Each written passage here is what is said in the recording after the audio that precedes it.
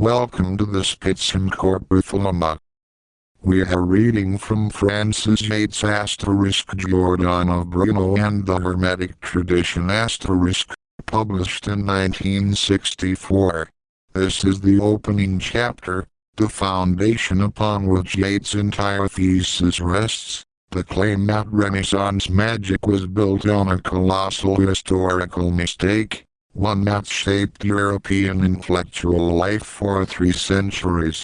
Yates belonged to the Warburg Institute Circle, that extraordinary cluster of German Jewish refugee scholars who remade cultural history after 1933. Her method was archival, biographical, and uncompromising. She asks not what a text claims to be, but what people believed it to be, and what they did as a result. This distinction matters urgently.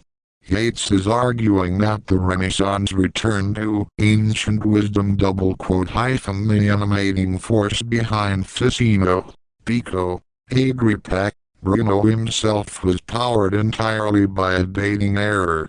The texts Renaissance images revered as Egyptian antiquity were actually written between 100 and 300 AD, by Greek-speaking authors in the Greco-Roman Empire. They were not the fount of pristine wisdom. They were 2nd century syncretism, Platonism mixed with Stoicism, Jewish influences, possibly Persian ones, all wrapped in a pseudo-Egyptian costume. But the Renaissance believed them ancient, and from that belief flowed everything that followed. This passage establishes the conceptual frame. Yates shows how the entire Renaissance movement, humanist recovery of classical texts, religious reformation returning to scripture, was animated by a backward gaze, a cyclical view of time in which truth always lay in the past. The humanist recovered Cicero, the reformer recovered the Gospels, and the magus recovered what he thought was Egyptian wisdom predating both. All 3 were wrong about different things, but only the magus built an entire occult philosophy on his error. That error became generative.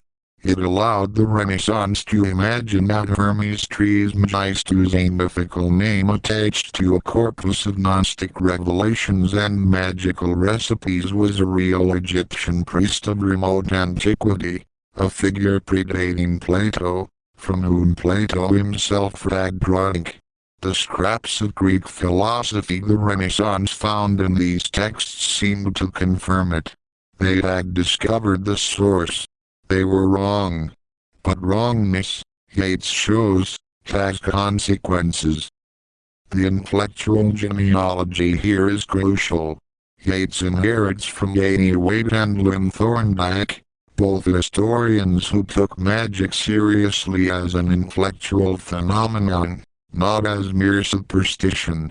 But she adds something sharper, the insight that Renaissance magic is best understood not as a continuity with medieval magic or ancient practice, but as Renaissance invention built on mistaken dating and powered by humanist philology gone astray. Magic became philosophical, cosmological, systematic, became, in short, something new precisely because the Renaissance believed it was recovering something infinitely old. Now the text itself. The great forward movements of the Renaissance all derive their vigor, their emotional impulse, from looking backwards. The cyclic view of time as a perpetual movement from pristine golden ages of purity and truth through successive brazen and iron ages still held sway, and the search for truth was thus of necessity a search for the early, the ancient, the original gold from which the baser metals of the present and the immediate past were corrupt degenerations. Man's history was not an evolution from primitive animal origins through ever-growing complexity and progress. The past was always better than the present, and progress was revival, rebirth, renaissance of antiquity. The classical humanist recovered the literature and the monuments of classical antiquity with a sense of return to the pure gold of a civilization better and higher than his own. The religious reformer returned to the study of the scriptures and the early fathers with a sense of recovery of the pure gold of the gospel, buried under later degenerations. These are truisms, and it is also obvious that both these great returning movements were not mistaken as to the date of the earlier, better period to which they turned. The humanist knew the date of Cicero, knew the correct date of his golden age of classical culture. The reformer, even if not clear as to the date of the Gospels, knew that he was trying to return to the earliest centuries of Christianity. But the returning movement of the Renaissance with which this book will be concerned, the return to a pure golden age of magic, was based on a radical error in dating. The works which inspired the Renaissance magus, and which he believed to be of profound antiquity, were really written in the 2nd to the 3rd centuries AD. He was not returning to an Egyptian wisdom, not much later than the wisdom of the Hebrew patriarchs and prophets, and much earlier than Plato and the other philosophers of Greek antiquity, who had also the Renaissance magus firmly believed drank from its sacred fountain. He is returning to the pagan background of early Christianity, to that religion of the world, strongly tinged with magic and Oriental influences, which was the Gnostic version of Greek philosophy, and the refuge of weary pagans seeking an answer to life's problems other than that offered by their contemporaries. The early Christians. The Egyptian god, Thoth, the scribe of the gods and the divinity of wisdom, was identified by the Greeks with their Hermes and sometimes given the epithet of thrice great. The Latins took over this identification of Hermes or Mercurius with Thoth, and Cicero in his De Natura Deorum explains that there were really 5 Mercuries, the 5th being he who killed Argus and consequently fled in exile to Egypt, where he gave the Egyptians their laws and letters and took the Egyptian name of Thoth. A large literature in Greek developed under the name of Hermes Trismegistus, concerned with astrology and the occult sciences, with the secret virtues of plants and stones and the sympathetic magic based on knowledge of such virtues, with the making of talismans for drawing down the powers of the stars, and so on. Besides these treatises or recipes for the practice of astral magic going under the name of Hermes, there also developed a philosophical literature to which the same revered name was attached. It is not known when the Hermetic framework was first used for philosophy, but the Asclepius and the Corpus Hermeticum, which are the most important of the philosophical Hermetical which have come down to us, are probably to be dated between AD 100 and 300. Though cast in a pseudo-Egyptian framework, these works have been thought by many scholars to contain very few genuine Egyptian elements. In any case, however, they were certainly not written in remotest antiquity by an all-wise Egyptian priest, as the Renaissance believed, but by various unknown authors, all probably Greeks, and they contain popular Greek philosophy of the period, a mixture of Platonism and Stoicism, combined with some Jewish and probably some Persian influences. They are very diverse, but they all breathe an atmosphere of intense piety. The Asclepius purports to describe the religion of the Egyptians, and by what magic rites and processes the Egyptians drew down the powers of the cosmos into the statues of their gods. This treatise has come down to us through the Latin translation formerly attributed to Apuleius of Madara. The Poemander gives an account of the creation of the world which is in parts reminiscent of Genesis. Other treatises describe the ascent of the soul through the spheres of the planets to the divine realms above them, or give ecstatic descriptions of a process of regeneration by which the soul casts off the chains which bind it to the material world and becomes filled with divine powers and virtues. In the first volume of his work, La Revelation de Hermes Trismegistus, Festugier has analyzed the state of mind of the epoch, roughly the 2nd century after the birth of Christ, in which the Asclepius and the Hermetic treatises which have reached us in the Corpus Hermeticum collection were written. Externally that world was highly organized and at peace. The Pax Romana was at the height of its efficiency and the mixed populations of the empire were governed by an efficient bureaucracy. Communications along the great Roman roads were excellent. The educated classes had absorbed the Greco-Roman type of culture, based on the 7 liberal arts. The mental and spiritual condition of this world was curious.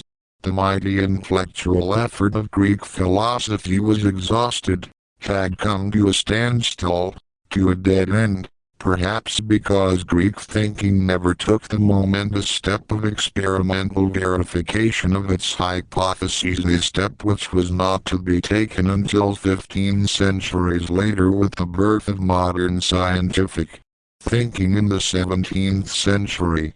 The world of the 2nd century was weary of Greek dialectics which seemed to lead to no certain results. Platonists, Stoics, Epicureans could only repeat the theories of their various schools without making any further advances, and the tenets of the schools were boiled down in textbook form, in manuals which formed the basis of philosophical instruction within the empire. Insofar as it is Greek in origin, the philosophy of the Hermetic writings is of this standardized type, with its smattering of Platonism, Neoplatonism, Stoicism, and the other Greek schools of thought. This world of the 2nd century was, however, seeking intensively for a knowledge of reality, for an answer to its problems which the normal education failed to give. It turned to other ways of seeking an answer, intuitive, mystical, magical. Since reason seemed to have failed, it sought to cultivate the nous, the intuitive faculty in man. Philosophy was to be used, not as a dialectical exercise, but as a way of reaching intuitive knowledge of the divine and of the meaning of the world, as a gnosis, in short, to be prepared for by ascetic discipline and a religious way of life. The Hermetic treatises, which often take the form of dialogues between master and disciple, usually culminate in a kind of ecstasy in which the adept is satisfied that he has received an illumination and breaks out into hymns of praise. He seems to reach this illumination through contemplation of the world or the cosmos, or rather through contemplation of the cosmos as reflected in his own muse or mens, which separates out for him its divine meaning and gives him a spiritual mastery over it, as in the familiar Gnostic revelation or experience of the ascent of the soul through the spheres of the planets to become immersed in the divine. Thus that religion of the world which runs as an undercurrent in much of Greek thought, particularly in Platonism and Stoicism, becomes in Hermetism actually a religion, a cult without temples or a liturgy, followed in the mind alone, a religious philosophy or philosophical religion containing a gnosis. The men of the 2nd century were thoroughly imbued with the idea that what is old is pure and holy, that the earliest thinkers walked more closely with the gods than the busy rationalists, their successors. Hence the strong revival of Pythagoreanism in this age. They also had the impression that what is remote and far distant is more holy, hence their cult of the barbarians, of Indian gymnosophists, Persian magi, Chaldean astrologers, whose approach to knowledge was felt to be more religious than that of the Greeks. In the melting pot of the empire, in which all religions were tolerated, there was ample opportunity for making acquaintance with Oriental cults. Above all, it was the Egyptians who were revered in this age. Egyptian temples were still functioning, and devout seekers after religious truth and revelation in the Greco-Roman world would make pilgrimage to some remotely situated Egyptian temple and pass the night in its vicinity in the hope of receiving some vision of divine mysteries in dreams. The belief that Egypt was the original home of all knowledge, that the great Greek philosophers had visited it and conversed with Egyptian priests, had long been current, and, in the mood of the 2nd century, the ancient and mysterious religion of Egypt, the supposed profound knowledge of its priests, their ascetic way of life, the religious magic which they were thought to perform in the subterranean chambers of their temples, offered immense attractions. It is this pro-Egyptian mood of the Greco-Roman world which is reflected in the Hermetic Asclepius with its strange description of the magic by which the Egyptian priests animated the statues of their gods, and its moving prophecy that the most ancient Egyptian religion is destined to come to an end. In that hour, so the supposed Egyptian priest, Hermes Trismegistus, tells his disciple, Asclepius, in that hour, weary of life, men will no longer regard the world as the worthy object of their admiration and reverence. This all, which is a good thing, the best that can be seen in the past, the present, and the future, will be in danger of perishing. Men will esteem it a burden, and thenceforward this whole of the universe will be despised and no longer cherished. This incomparable work of God, glorious construction, all good creation made up of an infinite diversity of forms, instrument of the will of God who, without envy, lavishes his favor upon his work, in which is assembled in one all, in a harmonious diversity, all that can be seen which is worthy of reverence, praise and love. Thus Egypt, and its magical religion, becomes identified with the Hermetic religion of the world. So we can understand how the content of the Hermetic writings fostered the illusion of the Renaissance magus that he had in them a mysterious and precious account of most ancient Egyptian wisdom, philosophy, and magic. Hermes Trismegistus, a mythical name associated with a certain class of Gnostic philosophical revelations or with magical treatises and recipes, was, for the Renaissance, a real person, an Egyptian priest who had lived in times of remote antiquity and who had himself written all these works. The scraps of Greek philosophy which he found in these writings, derived from the somewhat debased philosophical teaching current in the early centuries AD, confirmed the Renaissance reader in his belief that he had here the fount of pristine wisdom whence Plato and the Greeks had derived the best that they knew. This huge historical error was to have amazing results. It was on excellent authority that the Renaissance accepted Hermes Trismegistus as a real person of great antiquity and as the author of the Hermetic writings, for this was implicitly believed by leading fathers of the Church, particularly Lactantius and Augustine. Naturally, it would not have occurred to anyone to doubt that these overwhelmingly authoritative writers must be right. And it is indeed a remarkable testimony to the prominence and importance of the Hermetic writings and to the early and complete success of the Hermes Trismegistus legend as to their authorship. and antiquity that Lactantius, writing in the 3rd century, and Augustine in the 4th, both accept the legend unquestioningly.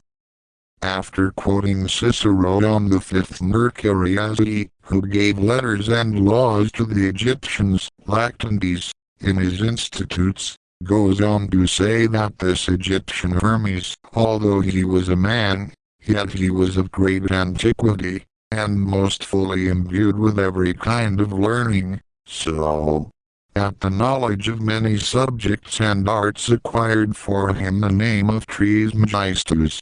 He wrote books, and those in great number, relating to the knowledge of divine things, in which he asserts the majesty of the supreme and only God, and makes mention of him by the same names which we use, God and Father. By these many books, Lactantius certainly means some of the Hermetic writings which have come down to us, for he makes several quotations from some of the treatises of the Corpus Hermeticum and also from the Asclepius. What Yates has given us here is the diagnostic moment. She has shown the machinery of the error, how a mythical name became a historical person, how 2nd century syncretism masqueraded as Egyptian wisdom, how Church Fathers Lactantius, Augustine authenticated a legend by their own authority, never questioning whether the texts could be dated. The Renaissance inherited this and challenged patristic authority. To doubt Lactantius would have been unthinkable. And so what began as a plausible confusion in late antiquity, mistaking pseudo-Egyptian allegory for genuine Egyptian antiquity, calcified into received doctrine by the time Marsilio Ficino opened these texts in 15th century Florence. The deeper argument is this: the Renaissance did not inherit magic as a living practice. It invented magic as a philosophy, and it did so by reading texts it believed ancient but which were actually recent, texts written by exhausted Greek philosophers and Gnostic seekers trying to make reason speak to the soul again. When Renaissance mages like Agrippa and Bruno read Hermes, they were reading 2nd century despair dressed in Egyptian robes and mistaking it for Egyptian wisdom. But that mistake was fertile. It allowed them to imagine that philosophy and magic were not opposed but identical, that the cosmos was alive and meaningful, that sympathetic knowledge, the news contemplating the news in things, was not fancy but truth. The error generated a method, and the method changed Europe. Next, D.P. Walker ** Spiritual and Demonic Magic from Ficino to Campanello *, the Spitzen-Körper Thelema. If this archive serves you, support it on Patreon. Link in the description.